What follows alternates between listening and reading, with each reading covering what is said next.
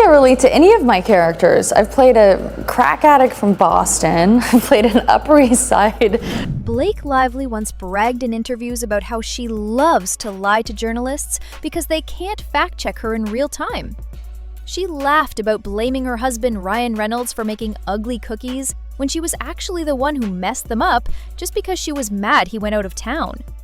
She openly admitted to being manipulative and vengeful in interviews, thinking it was hilarious that no one could call her out. Secret behind this tweet. This is full spoiler alert. I made these cookies and they were so bad, and I really pride myself. See, I talk about what a good baker I am and what a good cook I am, but it's great in interviews because nobody's actually trying your food. They can't really fact check it. So everybody's like, oh, Blake, you're such a great chef. Tell me about that. And they have no idea what I can just tell. Ryan wasn't even in town, and then I just posted this and made it seem like he made terrible, ugly cookies. Well, it turns out that same pattern of deception might be exactly what's destroying her $400 million lawsuit against Justin Baldoni right now. What we're witnessing isn't just another Hollywood legal battle, it's the complete unraveling of what many are calling one of the most embarrassing celebrity lawsuits in recent memory. And the most shocking part? Blake's own actions and admissions are providing the roadmap to her downfall. That Baldoni's motion is just a PR stunt.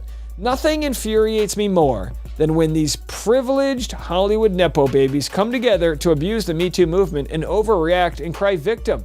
The first major blow came when the truth about Blake's massive subpoena fishing expedition was revealed. Blake Lively had subpoenaed content creators, including Perez Hilton, Candace Owens, and Andy Signor, over the alleged smear campaign from her It Ends With Us director Justin Baldoni. But it wasn't just these high-profile names. Court documents revealed that Blake had actually subpoenaed 107 different content creators, desperately searching for any evidence that Justin Baldoni had orchestrated some kind of retaliation campaign against her. The result? Absolutely nothing. These are not the women I encounter in my daily life, family, work, school, or friends, but leave it up to these snooty, uptight celebrities to play their perpetual damsel in distress. Maybe everyday women are just built different, and these whiny bitches need to grow a backbone, or they're Nepo frauds pretending to cry victim to take advantage of people's good nature and manipulate them into siding with them as the performative victims in this scenario. This is why so many women, especially those who have survived real harassment and abuse, are standing in solidarity with Baldoni. Stop dramatizing, overreacting, and calling everything harassment. Zero, nada. After wasting the time and money of over 100 people, forcing them to hire lawyers and comply with legal demands, not a single content creator provided any evidence that proved Baldoni had paid anyone to make videos about Blake, or orchestrated any kind of smear campaign. Brian Friedman's legal team made this crystal clear to the court. Despite Blake's massive dragnet approach to discovery, she came up completely empty-handed. This revelation is particularly damaging because Blake's entire case hinges on proving that Baldoni deliberately orchestrated a public relations campaign to destroy her reputation. These aren't theatrics. Real lives are at stake. You were subpoenaed because Blake Lively, not Justin Baldoni, decided to file a lawsuit dragging you into her claims, forcing Baldoni to respond and issue a subpoena since you are directly relevant to the claims Blake is making. This is good. So yeah. And again, this idea that there's this giant smear campaign, these are folks out there that are pissed off and they say, knock it off. Without evidence of coordination or payment to influencers and content creators, her central claim starts to look like nothing more than the natural result of her own controversial behavior during the film's promotion. But that embarrassing revelation was just the beginning of Blake's terrible week in court. The judge had clearly had enough of the circus that Blake's legal team had turned the court docket into and issued orders that completely changed the game. The most significant change? Blake lost her ability to send out random subpoenas to anyone she wanted. The substantial production deadline had passed, meaning that unless she could show good cause and get specific court approval, her days of terrorizing random people with legal demands were over. Even more telling was the judge's reaction to how Blake had been handling the case. After initially fighting for a protective order to keep everyone's private information safe, Blake's own team had been the ones consistently exposing personal details on the public court docket. The judge specifically ordered Blake, and only Blake, to go back through all her filings and redact the personal information she had improperly disclosed.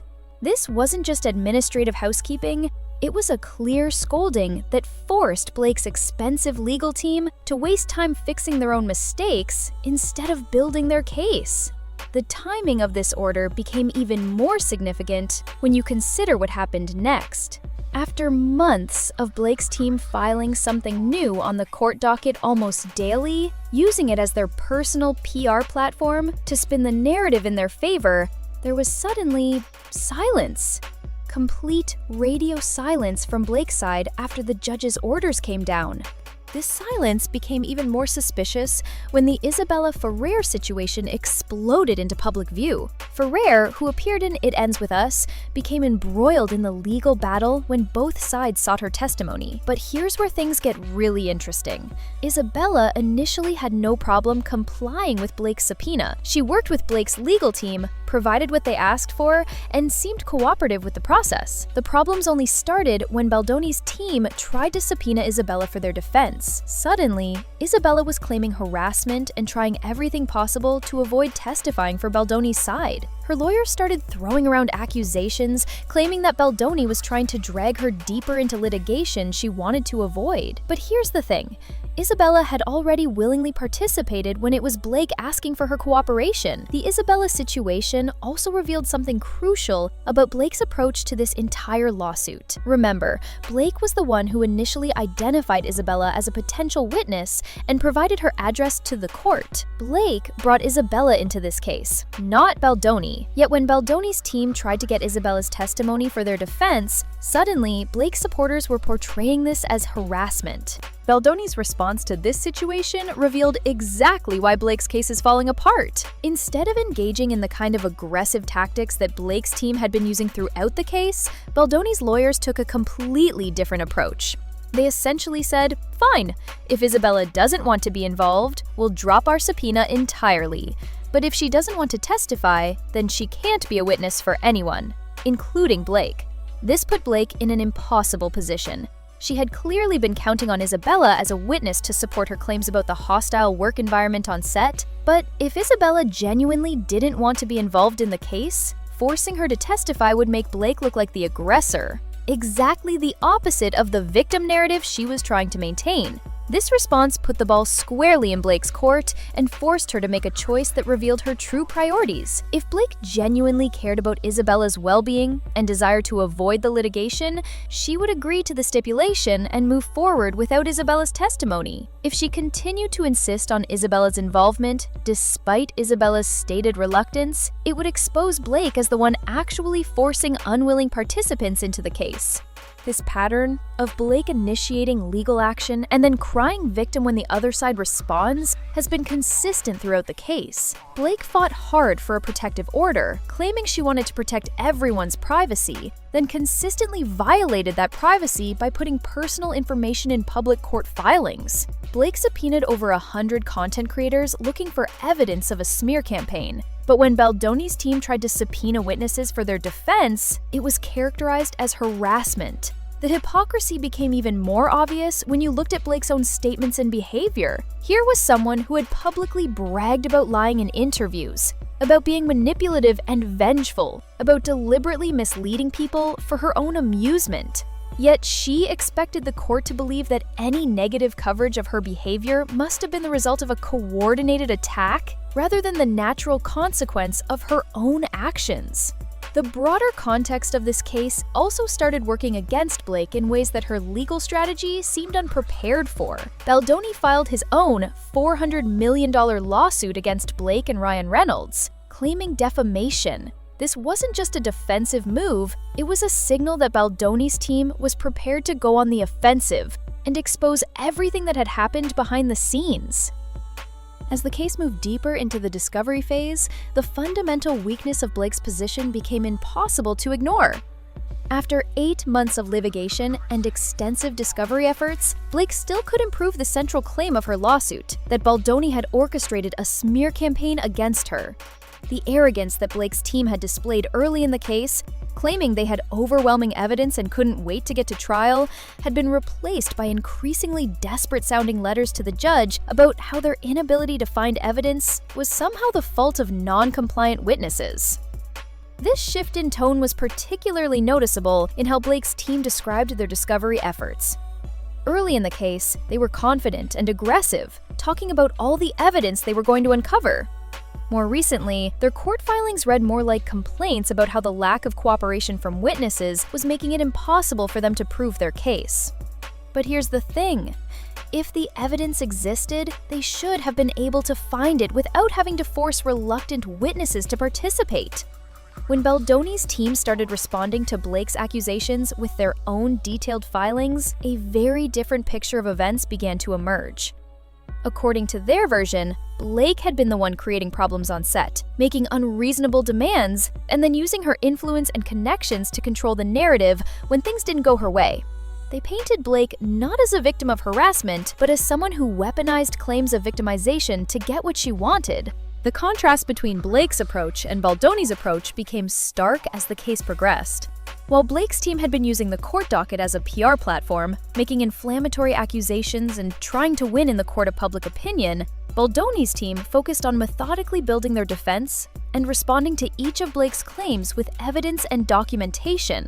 This difference in approach became especially obvious after the judge issued orders about keeping the court proceedings professional and respectful.